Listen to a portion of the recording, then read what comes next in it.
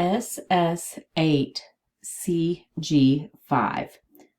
Explain how the Georgia court system treats juvenile offenders. Element C. Explain the steps in the juvenile justice system when a juvenile is first taken into custody. Our learning target: I will explain the juvenile justice system. There are 5 steps in the juvenile justice system.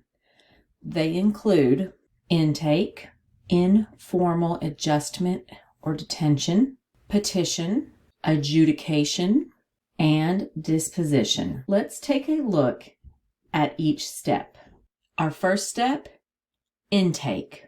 This is the process in which the decision is made if the child is delinquent, unruly, or prosecuted as an adult.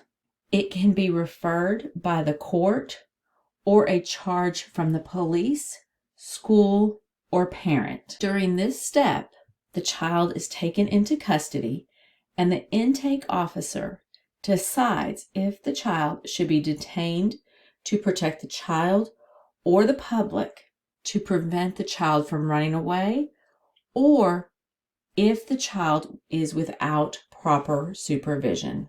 Our next step is informal adjustment, detention. This is the process where either the court or the intake officer decides if probable cause, a reason, exists to continue with the case.